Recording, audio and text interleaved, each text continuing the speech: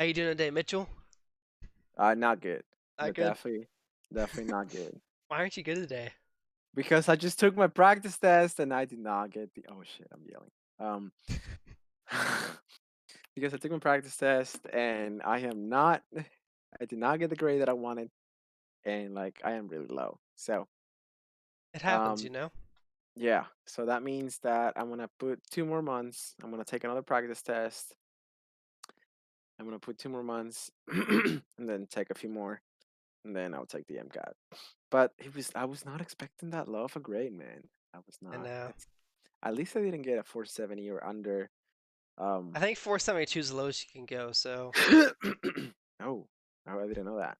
I Okay. think that's the lowest. But welcome back to the channel, guys. That's our rant for today, I guess. Today we're Yeah, doing welcome back. herpes zoster ophthalmicus. I'm Zach. I'm a PharmD candidate. I'll be putting a doctor after my name after May 16th. That's awesome. That's awesome. I'm really happy for you, man. So let's get into it. This is a more in-depth topic. So I do have references at the bottom of the slide. If you want to read more about it, you can Yeah. check this For out. anybody that is new listening to this, we talk about a little bit of everything about medicine. And then we talked about our journey to get into medical school. So that's why the show is called Getting That MD, Getting That Medical Degree. Thanks. So let's get into it, Zach. Yeah. So a little bit of background about this. I was on an internal medicine rotation where I saw this condition twice, and it was the only 2 times my attending and my pharmacist have seen this condition. So it's pretty rare to see in the hospital, but it is Wow. an emergency. So epidemiology, so affects about one per 1,000 people every year. This is the herpes zoster portion. This is more common in white people or Caucasians. And herpes zoster ophthalmicus occurs in 8 to 20% of the cases. That's kind of a wide range, don't you think? Yeah. But it is an ophthalmic emergency, so if it does occur, you need to go into the ED stat, and we'll be talking about That. why. That. Stat. You better be running. I'll be sending you out my pharmacy if I see you with any of these signs. So etiology, or the cause of the disease. So this is the reactivation of the Varicella-Zoster virus, or VZV. This is the virus that causes chickenpox. So you're higher risk when you're 50 years old because your immune system's kind of weaker. If you're Gee, immunocompromised, organ or bone marrow transplant, that's your understandable. immune system's weaker. Yeah. Obviously, you're on chemotherapy, you're going to be weaker as well. Yeah. Again, there's this citation at the bottom of the screen just so you guys can read more about it. It's pretty hard to find information on this topic since it is kind of more of a rare and niche topic. So that's why I kind of picked this in my presentation. So pathophysiology, or kind of how the disease works. So the virus is double-stranded DNA, kind of invades your respiratory tract inside like the respiratory droplets, and then it replicates and invades your lymph nodes. That occurs for about a week, and then it kind of spreads out, causes like a skin infection, causes like these vesicles in your skin, which then erupt, and then that kind of spreads it around too. And then it moves along your axons, which is kind of like your nerve cells, up to the nerve ganglia, and then it enters the hibernation phase, or latent phase, as you will. And after that, it reactivates because your immune system gets compromised, or you're immunosuppressed, whatever the reason is. And then other things can happen, such as ophthalmicus. Fun word. So once the ophthalmicus virus is activated, it travels up the ophthalmic division of the trigeminal ganglia. And this just has different parts of it: ophthalmic, mandibulary, and maxillary. I butchered that, but it's in the face. But before we talk about that, let's talk about a couple parts of the eye that are pretty important. So Mitchell, you talked about the eye. Do you... I knew you were gonna be like, "Yo, Mitchell, tell me about the eye." So tell us about the cornea, the iris, and the optic Oh nerve. crap. Um. So I know that the cornea is the one that reflects the so it's the window to the soul. I'm just kidding. So it's the window layer that is under the conjunctiva. So we have like three. I literally had a question about that today. We have three spaces filled with humor. So humorous fluid. Well, one of them is filled with humorous fluid. But so this spaces that reflect the light and everything. So we have many parts of the eye that are very um important, like the retina, like the optic nerve, and then what do you want to know about the eye? That was like such a broad question. I don't know. What are you trying to know? So the conjunctiva is one of the main parts Oh, too. okay, okay. So that's like the thin layer. I cannot read what the your this slide is, but I know that it's the thin layer that protects the eye. Yeah, so an infection can It's occur not the here, and that's yeah. conjunctivitis, which is a sign of this. So we'll get off the eyebrow for a quick, and we'll go into the next It's not part. the white part because that's the sclera. So just Yeah. anyways. So a history and physical. So what this means is like if a doctor's in the room taking a history doing a physical exam, this is stuff you might hear him say. So shooting or burning pain. This is same as like nerve pain when you hear this. Think nerve pain when you hear shooting and burn. Unilateral dermatologic distribution of lesions or rashes. So half the face would be normal, while half of the face will look ugly, basically. Lesions around the tip of the nose is called Hutchinson's disease sign. Again, if these things are happening, Yeah. probably need to be an ED. Elevated ocular pressure, so this can lead to glaucoma. This is very important because some of the drugs used to treat this can increase that even more, which again, now you're worrying more about glaucoma on top of this. Signs and symptoms, so the main sign is tingling in the forehead. So your patient comes in, they said they had shingles before, pick up their medication at the pharmacy. They said they're having tingling on their forehead. They're not sure why. You get them to the ED stat. This is a prodrome sign or a sign before the infection occurs, before it gets bad. So you need to get them out real quick. Painful forehead rash, eyelid corneal edema, photophobia, hyperemia, Keratitis. It's kind of not really pink eye. Conjunctivitis is pink eye, but it looks like pink eye. Anesthesia. What is hyposthesia? Talk about it in a little bit. Okay. So we're on the pictures of the people. You can see on the guy on the left of your screen, you can see the face is split in half. See that eyelid edema, kind of like that bulbous thing under his eye. See all the lesions on one side. Guy on the right, you can Yeah. see the Hutchinson sign on his nose. He has a blepharitis on the eyelid. You can see it's really swollen. Not looking too good. So I'm sorry, guys, if you're squeamish, but this is what it looks like. Skip that. Yeah, skip that. You'd be skipping a Don't lot. don't look at it. Just listen to us. So complications. I kind of alluded to this before, but blepharitis, conjunctivitis, keratitis, secondary glaucoma, which is really important because that can lead to blindness. Also, permanent vision loss too. Corneal abrasions, so scratches in your eyes, some ulcers in your eye. Necrotizing retinitis, which is terrible. And also secondary bacterial infections. So we'll go in a bit more depth next couple slides. So now you're looking at blepharitis, which is on the left side, and conjunctivitis on the right side. So blepharitis is the inflammation of the eyelid. You can see it there; it's pretty swollen. Well, conjunctivitis is the inflammation of the conjunctiva. That's why we talked about in the beginning. These aren't terrible signs. These are more like your warning signs. So if you had shingles recently and you start having these signs in your eye, go to the ED. Don't mess around with it. So epithelial keratitis and dendrites. This is kind of a more interesting topic because this is kind of where like the epithelial cells in your eye start breaking down.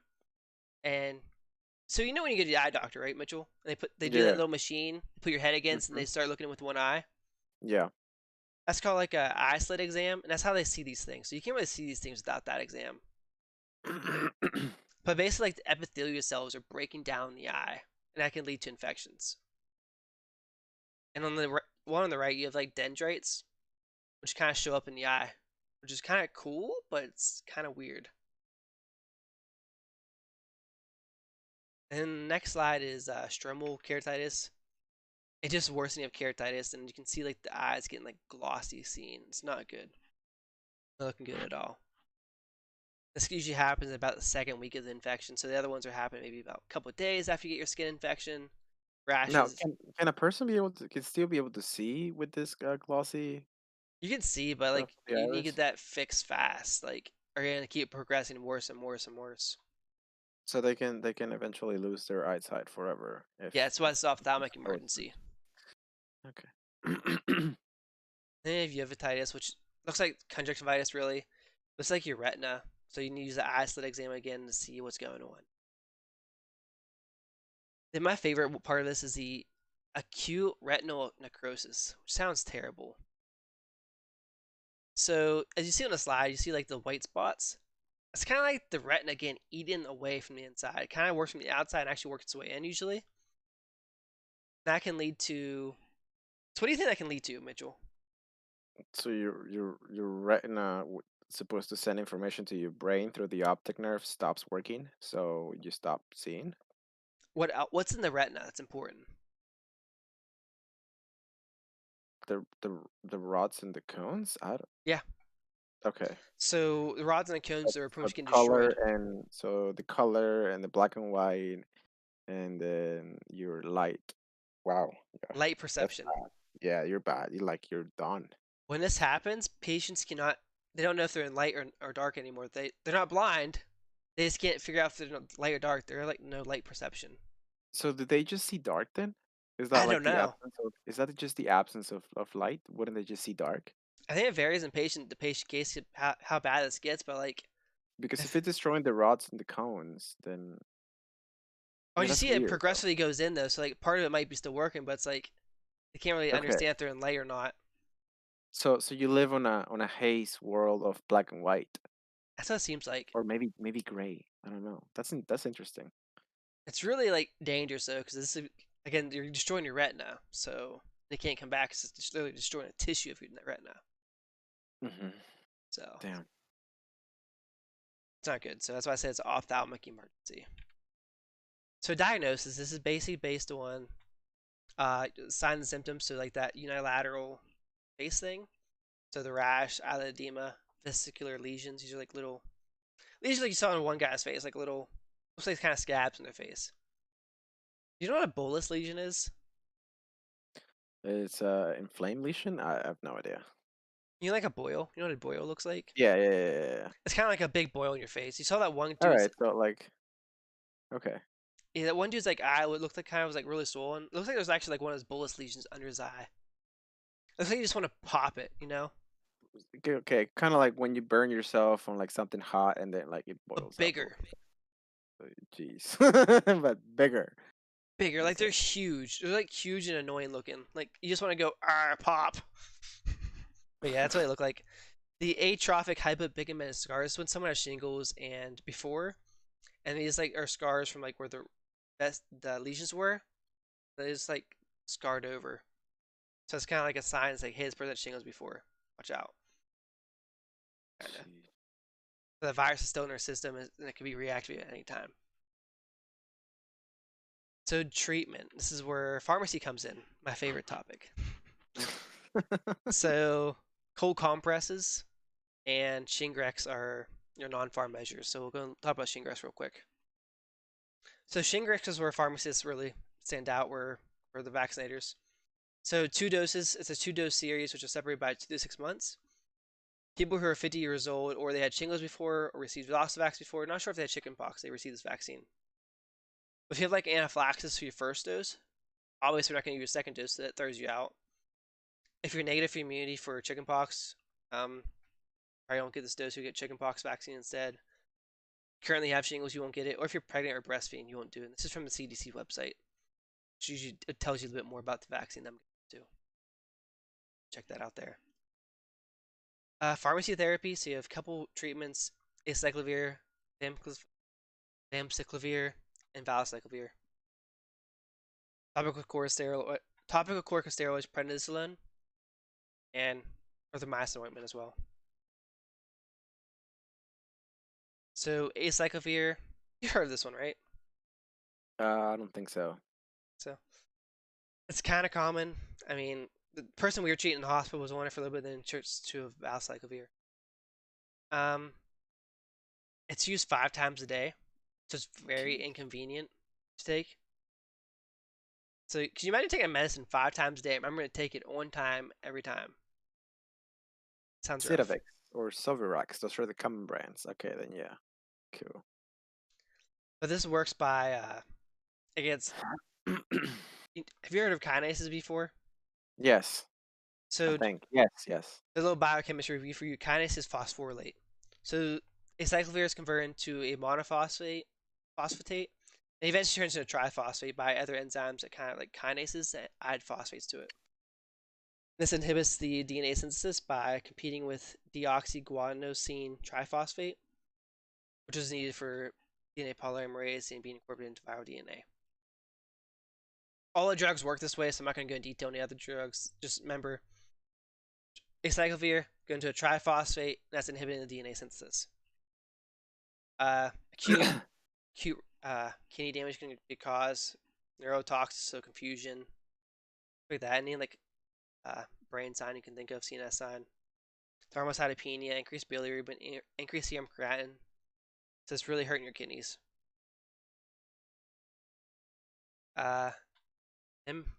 Famiciclovir. Oh, I hate this word. Basically the same way though. Going from monophosphate to triphosphate. But it's a prodrug, so side effects are a little better: headaches, nausea, migraines, neutropenia, leukopenia. Hepatic function panels can be elevated to ALTs and ASTs. I'm not going to go into dosing. You guys can read that if you need that for your knowledge. Then valsiclovir. So it's taken 3 times a day versus 5 times a day. So you can see why this one's probably more preferred than acyclovir. Would you rather take a medicine 3 times a day, Mitchell, or 5 times? Honestly, if I knew more about it, I'll probably take the one with the least side effects. I mean, they both have bad side effects. Acyclovir can destroy your kidneys. So Yeah, great. That's also, if that's you good. give acyclovir renally, you have to have a saline flush with it, where it can like crystallize in your kidneys and destroy your kidneys as well that way. Oh, yeah, that's great. That's awesome. So you try to get them off that real quick. Oh. This has dehydration, leukopenia, thrombocytopenia, increased serum creatinine. Again, side effects are pretty bad with these medications, but they're needed to treat this, and you treat it for 7 days usually. Prednisone is basically just inhibits phospholipase, which is an inhibitory protein, which inhibits activates phospholipase, which inhibits the release of arachidonic acid, which is used in inflammation, which is like a leukotriene for inflammation, which leads to inflammation. So short story of this: gets rid of inflammation, increases your intraocular pressure, so you have to worry about glaucoma. So you see why using this in this type of disease can lead to glaucoma, since you're at high risk of glaucoma already. So it's kind of like weighing the risk and the benefits here. You know what glaucoma can lead to? No, what a glaucoma can lead to blindness. Blindness. Yeah, my dog actually got glaucoma and he's blind, but yeah. So does your dog like run into stuff?